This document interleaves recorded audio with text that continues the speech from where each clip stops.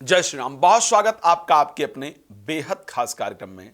मैं हूं आपके साथ आपका अपना डॉक्टर राज मिश्रा। कुंभ, इस बार भव्य कुंभ, दिव्य कुंभ का आयोजन होने जा रहा है प्रयाग में।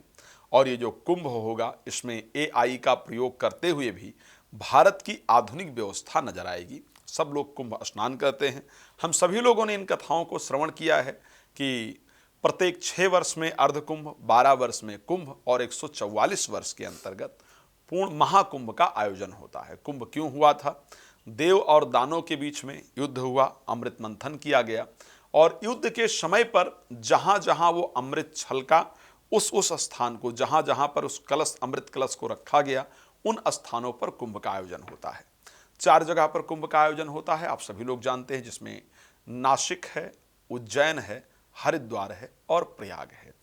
कुंभ और महाकुंभ का आयोजन जो होता है वो प्रयाग और हरिद्वार के अंतर्गत 2 ही जगह होता है। बाकी सभी जगह अर्धकुंभ का आयोजन होता है। इस प्रकार का शास्त्रोक्त वर्णन है। कुंभ के समय पर शनि ने कलश टूटने से उसकी रक्षा को किया था।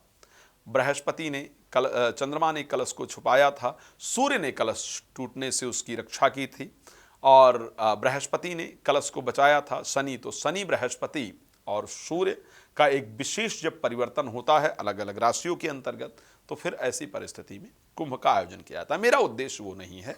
और क्योंकि इस बार प्रयाग के अंतर्गत कुंभ है और प्रयाग के वर्णन को किया जाए तो श्री रामचरितमानस में बहुत सुंदर वर्णन आता है। श्री रामचरितमानस की जो रचना, उसको जो याज्ञवल्क्य और भारद्वाज जी का आपस में वार्तालाप हुआ, वो प्रयाग में हुआ था। श्री रामचरितमानस में चौपाई भी आती है, माघ मकर गति जब रवि होई और तीरथ पति आव सब कोई, देव दनुज किन्नर नर श्रेणी और सादर मज्जहि सकल त्रिवेणी। प्रयाग में सभी तीर्थ आते हैं और अपने अपने पापों को नष्ट करते हैं। कुंभ आप और हम ही नहीं, देवता भी कुंभ को बहुत प्रसन्नता के साथ मनाते हैं, ऐसा शास्त्रोक्त पूरा वर्णन मिलता है। अब कुंभ 13 जनवरी को पौष मास की पूर्णिमा है। किस चीज के लिए आपको कुंभ में कब स्नान करने जाना चाहिए? वैसे तो कभी भी जाया जा सकता है, लेकिन जो शाही स्नान है, किस दिन कुंभ में किस चीज के लिए स्नान करने जाना चाहिए?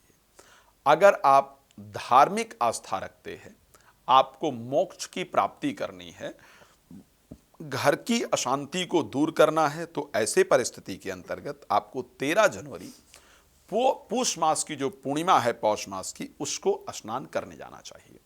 यदि आप जीवन के अंतर्गत सफलता की प्राप्ति करना चाहते हैं, आपके कार्य रुक रहे हैं, आप जिस चीज को चाह रहे हैं वैसा नहीं प्राप्त हो रहा है, तो ऐसी परिस्थिति में 14 तारीख यानी मकर संक्रांति को सूर्य जब संक्रमण करेंगे मकर राशि के अंतर्गत, यहां पर जाकर के आपको स्नान करना चाहिए।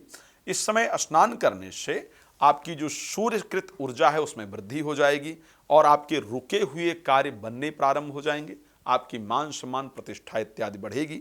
स्पेशली सरकारी नौकरी प्राप्त करने वालों को या सरकारी क्षेत्र में रुके हुए कार्य को बनवाने वालों को इसी समय पर जाकर के स्नान करने की आवश्यकता होती है। 29 जनवरी जो लोग पितृ दोष से परेशान हैं, पितृ अशांति से परेशान हैं, घर के कलह से परेशान हैं, उनको मौनी अमावस्या यानी 29 जनवरी को जाकर के कुंभ में स्नान करने की आवश्यकता होती है। जो लोग एजुकेशन से रिलेटेड चीज़ों को लेकर के परेशान हैं, एग्ज़ाम क्लियर नहीं हो रहा है, बच्चे परेशान हो रहे हैं, एजुकेशन में पढ़ाई मन नहीं लग रहा है आपके बच्चे का, उसके बिहेवियर से परेशान हैं, तो आपको बसंत पंचमी यानी 3 फरवरी को जाकर के स्नान करना चाहिए। इस समय स्नान करने से आपके बच्चे का एजुकेशन इत्यादि निश्चित रूप से बहुत सुंदर होगा। 13 फरवरी माघ पूर्णिमा, घर की समृद्धि के लिए, पारिवारिक एकता के लिए, घर में मांगलिक कार्य यदि बधा हुआ है या प्रेत बाधा इत्यादि घर में है, नजर दोष इत्यादि है, तो 13 फरवरी माघी पूर्णिमा को जाकर के आपको स्नान करना चाहिए। घर में बच्चों का विवाह इत्यादि नहीं हो रहा है, आपके वैवाहिक जीवन में प्रॉब्लम चल रहा है, आपका विवाह इत्यादि नहीं हो रहा है, यदि आपका भाग्य साथ नहीं दे रहा है, तो ऐसी परिस्थिति के अंतर्गत 26 फरवरी यानी महाशिवरात्रि को जाकर के आपको स्नान करना चाहिए। चलिए, आप प्रसन्न रहें।